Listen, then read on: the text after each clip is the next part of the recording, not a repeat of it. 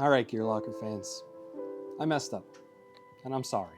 I bought some reproduction items. Normally, when things are available and you can't find them on the market, I tend to buy original only. In fact, looking behind me, aside from the airsoft replicas, the only thing that's reproduction is the radio or the helmet. And those are pretty hard to find. So bringing myself to buy this repro was a little bit tough. Do I regret it? I don't know. Let's take a look though. Jokes aside, there's nothing really wrong with reproduction items, especially if they're high quality and well-made repros. So I decided to venture out and try some. I've been a fan of high quality manufacturers like Evolution Gear, and another one, particularly in the nylon space, that's well known is Shekkin gear. So I decided to take a look at their catalog and maybe try some stuff out. Things that are either A, very hard or very expensive to get, or placeholders until I can find an original. Regardless, let's check out what I bought. Now, as you guys can see, this is the first that I'm even taking these out of these bags. So I haven't opened these up whatsoever, checked them out, but I bought 4 things. I bought 2 Crye Repro 330 denier frag pouches, a Repro Crye MRB 1.0 in my size, and this one, which is commonly available. In fact, I know multiple places I could buy this right now. This is an LBT 9022B reproduction ifac. But of course, we're gonna need a lot closer of an inspection to actually determine whether or not I like these and if I wanna use them. This is the Gear.Locker, and this is my first impressions of some Shekkin reproductions. I think it'd be best to start with 2 of the small things that I got double of, and these are the Crye Reproduction 330 denier pouches. I got 2 of them again, and these were only about 20 bucks each, so not too bad, but when comparing to the prices of the real Crye 330D pouches, these are a fraction of it. So I was okay going with repros of these for now. Taking a look at the quality of materials, I'm not sure if this is that 330 denier. Crye Precision did use that for ultra light quality material. I'm not sure if these are made out of that 330D. They do seem to be relatively thick, but also flexible at the same time. So maybe it's closer to a 500 denier. Not sure though. And on the buckle, it does say that this is a UTX flex buckle. I'm not sure if this is an original. I have seen that there are people in China and other countries making fakes of these, but if these are original, I guess props for that. I didn't notice until I was doing this B-roll footage, but are these quality control issues or generational things?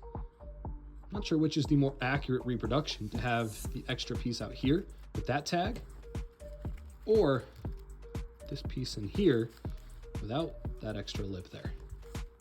Let me know. I got these to put on my belt kit, which is going to be a Crye MRB 1.0. Speaking of which, this right here is that repro.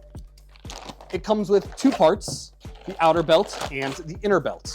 The inner belt has Velcro all the way around, and of course you see the size tag right there. So this right here is your inner belt. This would go in the waistband and is a rigid platform for the molly to sit on. This does seem to be made relatively well. I do like the rigidity of it, and it is thin enough where I don't think any pants would have issues, particularly with the belt sizes. And this right here is the MRB 1.0. I will say, first impressions, it looks well made. Like the stitching all seems to be okay, relatively square. There doesn't seem to be anything that's like wonky, but what I don't like is the color of that Multicam fabric. Shekkin prides themselves in using actual like Crye Precision Multicam fabric. I'm not sure if this is how the webbing looks. Maybe it's been a while since I've gotten anything or seen anything new Crye, but this looks very dark. Maybe it's not showing up well, but you guys let me know in the comments. Do you think this is too dark? Either way, I do plan on having a lot of pouches on this thing, kosher for what they did in the 2017 reference photos that I like, but this definitely seems to be a decent repro. The problem is these Crye MRBs, the real ones at least, are very hard to find,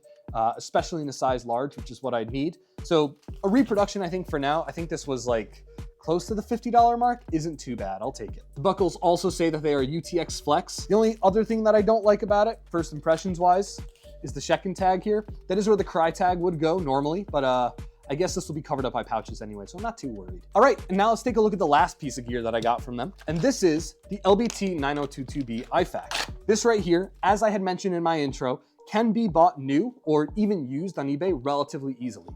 This was, I think, sub $20, so I figured why not give it a try, and later down the road, I'll be able to compare it with a real one. This is also one that I won't feel that bad if I absolutely demolish, especially because it was so cheap. So it looks like we have the pull tab to be able to remove the inner lining of it. You have the elastic here that keeps that in. And on the back, not only do you have the molly rows here, but you also have the belt clips. And this, honestly, this Shekkin tag looks pretty good. It reminds me of some of the Eagle Industries stuff, or even LBT tags. A lot of companies that do produce gear for the real world will use these brown style tags. Very subdued, so I'm not really worried about that. It looks decent. And honestly, out of the 3 things that I bought, or 3 categories of things, this might be my favorite. For some reason, the multicam on this looks really authentic. And again, I know Shekkin tries to use all real stuff, so I'm pretty pleased with this. This doesn't look too bad. And look at that, they sent me a little sticker. How cute. Probably not gonna put that anywhere. Those are my first impressions. Let me know what you guys think. Are you fans of Shekkin gears? Or if not, do you have other recommendations? Or if you want to sell me some of these things for pretty cheap, let me know. I'd be happy for that too. Anyway, this is The Gear Locker. Thanks for joining me on my first impressions of this stuff, and we'll see you guys in the next one.